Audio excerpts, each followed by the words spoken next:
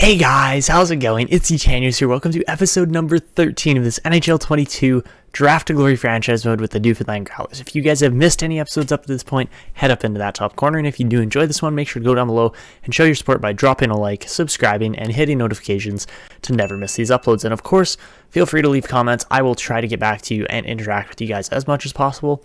But today, we get to the 2031 NHL playoffs. So, somehow, don't ask me how, the Newfoundland Growlers are two-time defending Stanley Cup champions at this current moment in time. It doesn't make sense to me, but that's just the way it is. So, we will be taking on the Philadelphia Flyers in the first round. We've got Boston, Ottawa, New Jersey, New York, and Carolina, Pittsburgh as the other series in here. In the West, we got LA, Nashville, Anaheim, San Jose, Winnipeg, Arizona, and St. Louis, Colorado. So, let's get into this. This Philadelphia team is pretty decent. They're nothing crazy, but they are definitely a good team. I've seen better and I've seen worse, but it's a pretty solid team here in Philadelphia. They've got lots of good players in this system. It's a pretty deep forward group.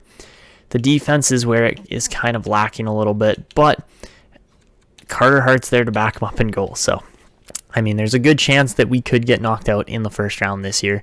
But at the same time, this team is extremely strong too. We've got young guys like Donovan Christie, Josiah Carpenter, even like Gibbons, Edwards, and Steves that are all, kind of been injected into this lineup over the last year or two and have really made a difference. But at the same time, down in the system too, we have another storyline to follow, just based on the fact that, guys like Moises Kristanovic, a 6th-round pick for us, is looking like an absolute unit, along with, Sergei Kazevnikov. I did go and add Heat Seeker to him just because he's got 90 slap shot and wrist shot accuracy, or power, more than accuracy. But, yeah, we've got some interesting stories going on here. I would love to see the Huskies try to get a Calder Cup. I don't know if they actually have one yet. Nope, they have been knocked out in round one pretty much every year so far. So hopefully we will see that change, that narrative change this year, but let's get into this. So game one against Philly, we are at home ice at the Mary Brown Center. So game one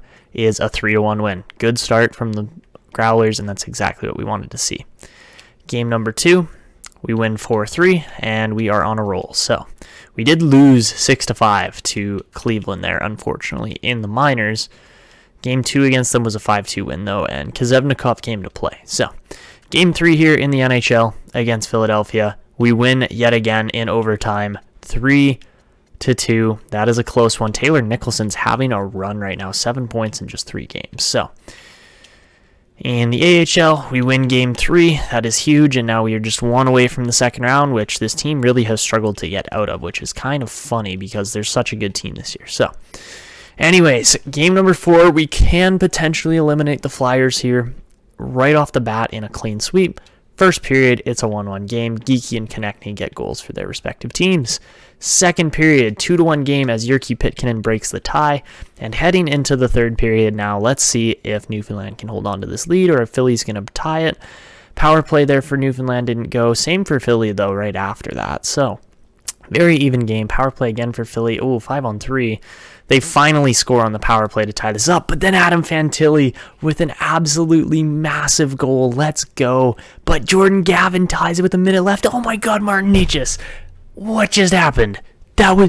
Bruh, can you score any more goals in the span of... Holy crap, they scored 4 goals in the span of a minute and 40 seconds, minute 20 seconds.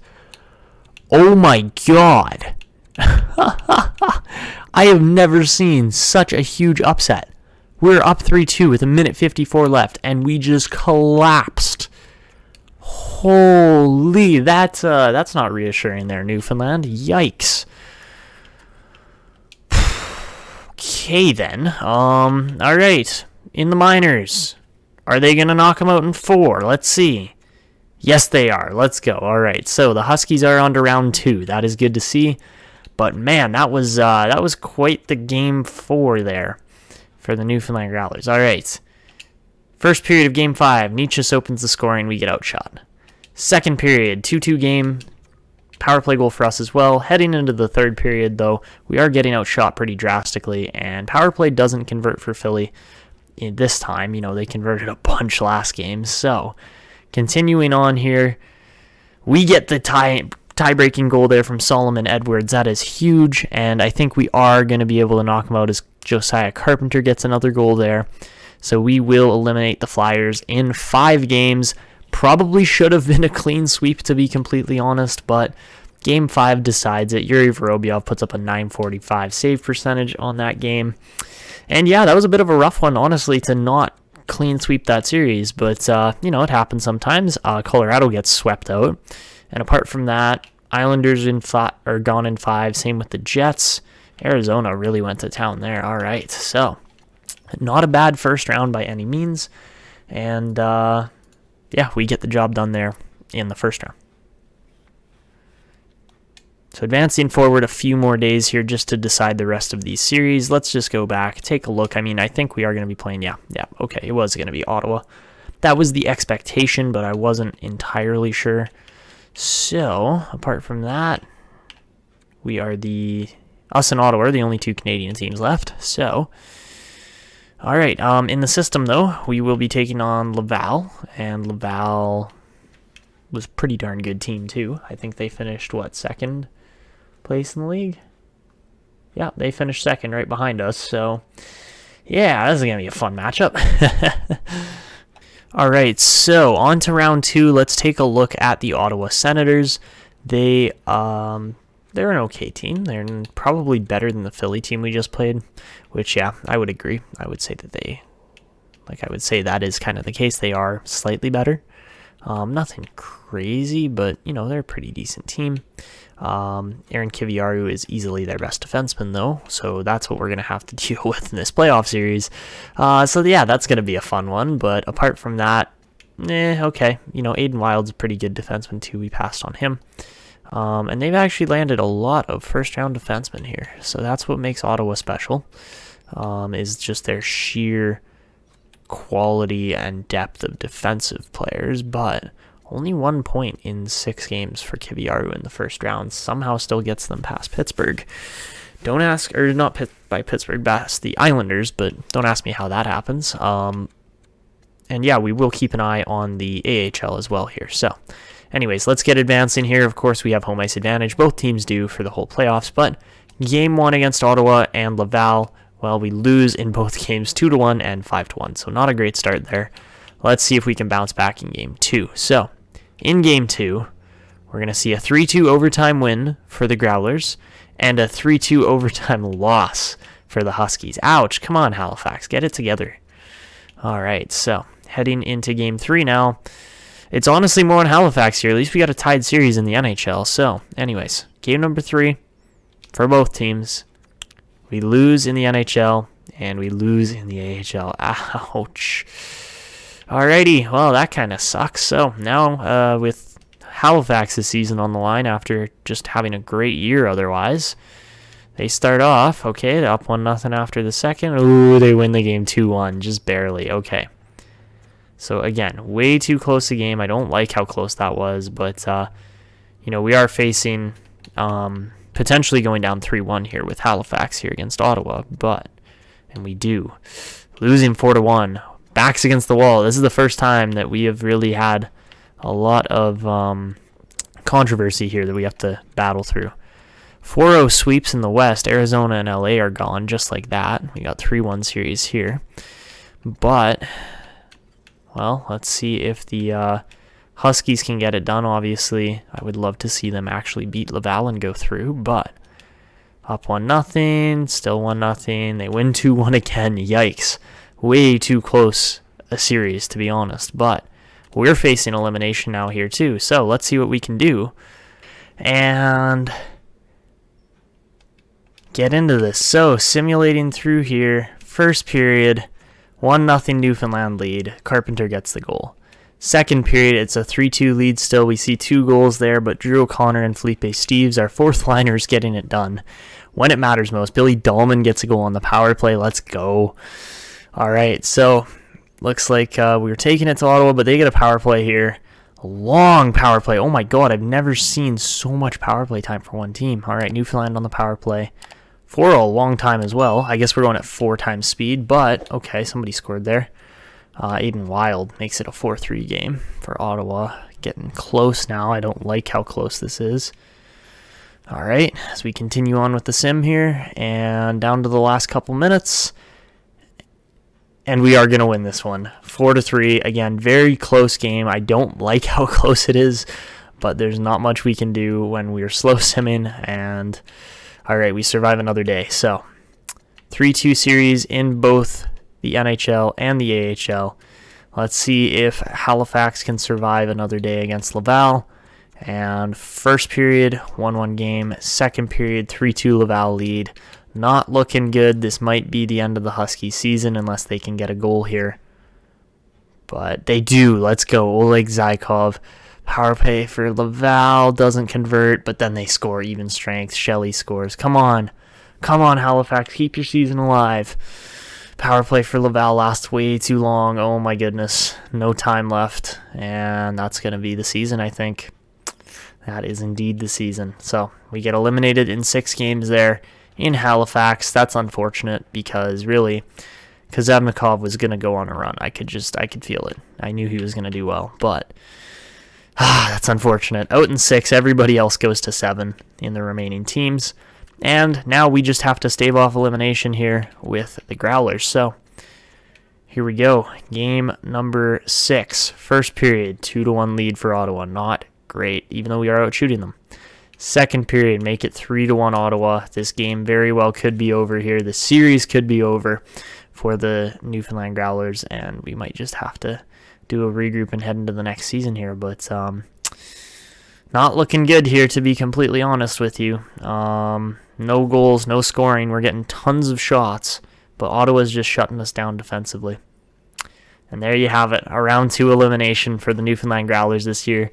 The President's Trophy winners, the defending Cup champions, do not get it done this year and are out in 6 games to the Ottawa Senators. So that one stings, but kind of could see it coming from starting off the series so rough. Like, it was such a bad start to the series. We lost the first game and then lost 2 more after a very close overtime. We didn't win a game by more than 1 goal there in that series. So that's not great, but that's just how it goes sometimes. So round 2 eliminations for both teams, and we'll simulate ahead and see how the rest of the playoffs go. All right, guys, and this year the San Jose Sharks get their first ever Stanley Cup, and the Laval Rocket are able to go on and win the Calder Cup. Of course, the team that the Halifax Huskies ended up getting eliminated by. So, guys, looking through the playoff trees this year, and after those sweeps in the second round for the West, San Jose would go on to beat St. Louis in another sweep. Pittsburgh would beat the New Jersey Devils in 7, and then they would beat Ottawa in 7 before going on and eventually losing to San Jose in 7 as well. So lots of 7-game series there, as well as sweeps. Bit of a strange imbalance there. So after Laval was knocked out in 6, Hartford would also go on to beat Springfield. They would then lose in a 7-game series to Laval, and then Laval would beat the Barracuda. So San Jose almost won it all this year with both their AHL and NHL teams. Barracuda would lose in 7, but the Barracuda would end up going through Henderson, Iowa, as well as Ontario to get to the finals before losing to Laval. So looking at awards this year, mainly in the AHL here for individuals. Our team won. Yeah, they won a couple. They won the Kilpatrick and Mathers, and I think that was it. Oh no, they won the Oak Trophy for the North Division. And all right, as far as players go, though, Sergei Kazabnikov would win the Sullenberger this year. He would also win the Les Cunningham, which is MVP, right? Francis, I believe that's Francis Sider. I might be wrong. Yeah, Francis Sider wins the Willie Marsh. Sasaki would win the Dudley, or the Red Garrett Memorial. Whitfield would win the Shore. Kristanovich would win the Bastion Memorial. Tierney would win the Butterfield. Kopp would win the Hunt. Vico would win the Dupree. And the Holmes would go to Kristanovic as well. So Kristanovic would win a couple there. He'd win 2 awards, and then Kazebnikov would win 2 awards. So yeah, those guys were definitely standouts on our team this year. As far as the NHL goes, Hemming would win the Art Ross as well as the Hart. Luke Hughes would win the Norris. Yzerman would win the Lady Byng. Romano would win the Calder. Yzerman would also win the Conn Smythe. Vorobyev would win the Vezina and the Jennings this year. He was on fire. Samorukov would win the Masterton. Ryan Getzlaff would win the Jack Adams as a coach for the 2nd time in his career. That's pretty cool. Johan Martinson would win the Selke. Ted Lindsay would go to Hemming, and Ed Cavallo would win the Rocket this year. So that pretty much concludes the season. We're simulating up to the draft now, and we're just waiting to see. I mean, it doesn't really matter because we're not really picking high in this draft or anything, but let's just simulate up to about here. I think that's when the lottery goes. Might be the day before there. And yes, it is. Vancouver's going to move from 2 to 1, Dallas down from 1 to 2, Florida from 16 to 6. So everybody moves down 1 thanks to the Florida Panthers. That kind of stinks for everybody else, but interesting lottery there. Let's see how the retired players go. And, well, we got a draft class to look at. All right, so looking at retiring players this year, and we'd see Huberdeau, Tavares, Landeskog, Lindholm, Teravainen, like just so many good players here. Like, why is Lindholm retiring? He's so good still. He's 89 rated. Like, that's insane. Huberdeau's 84 rated. Those guys should definitely be playing still. So, bit of a rough group of retirees. Just the fact that they're retiring, they probably shouldn't be. But, you know, when you want to call it quits, you call it quits. We see Alex Iafallo finally hang up the skates. Bennington, Merzlikins, Grubauer, like bunch of good name players there. And do we see any Newfoundland? Nope, nobody off the Growlers. That means Panarin's here for yet another year, which is good. And, all right, I like it. So guys, heading into this draft, I did just want to kind of show you the group of prospects that we're looking at. It looks really good still in this upcoming draft. I'm not sure exactly who we're going to be taking. I mean, I'm going to try to land a guy like Boblev or Lindbergh because, again, they look great. Fairchild's a high elite goalie. There are options here, as well as we've got another Christie here, which Edwin Christie would be pretty cool to pair up with Donovan Christie in my personal opinion. The only thing is, I do think, like, yes, he's a 1-year ETA, but he's a medium 6 forward. In my personal opinion, there is another guy in this draft that looks better and is falling on the board, more so than Christie, but I want to hear your guys' thoughts in the comments here before we actually get through this draft. But Alan Agostino looks like a better player, in my opinion. Yes, he's further down on the board, but we are only going to have one shot to grab him here, really. Unfortunately, our picks just don't quite line up. And yeah, let me know. Do we take a Christie brother here, get Edwin and Donovan together? Or, actually, I want to check. Was Donovan Christie even American? If he is, that's really cool. I don't think he is, though. Donovan Christie is Canadian. Okay, so he's not. I don't think they are brothers, but that would have been a really cool storyline. And I mean, I think Agostino is the better pick, and I think that is who we're going to take. But we'll see as we get through this. Forsberg's looking actually really good too. I think he might actually have an X factor or two on him. And we'll see. I'm actually thinking for pick 150 or so, he's going to be decent. I mean, he's no Christian Lindbergh, obviously, but that is what we're looking at for this upcoming draft. That's where we're going to wrap this one up. I mean, if you're a San Jose fan, I'm sure you'll love this episode, but we'll see. I mean, the team is in good shape. Yes, we lose in round 2 this year, but again, you got to lose some to actually win. So, Nicholson looking good, Pitkanen, lots of guys looking really good on this team. So, Panarin did take a bit of a big drop here. He's down to an 81 now, but we've got all these other guys like, oh, come on, Kazebnikov drops to an 80. That's not actually realistic. I mean, I guess it is, but it shouldn't be. Apart from that, Petrov as well. Like, we've got guys that are ready to play in the system. So, we will be injecting most of those guys, or trying to inject most of those guys into our lineup over the next year or two here. And I think that is where we are going to be wrapping this one up. The team's looking good. We've got great goalies. We've got an insane goalie in the system here in Kristanovic. I mean, yes, Piespanen too, but Kristanovic especially. And yeah, that's going to be it for this one. If you guys enjoyed, make sure to go down below, drop a like, subscribe, hit notifications to show your support. Let me know, do we take Agostino or Christie? I want to hear that in the comments as well. And that is going to be it for this one. This is Etanios signing out, and until next time.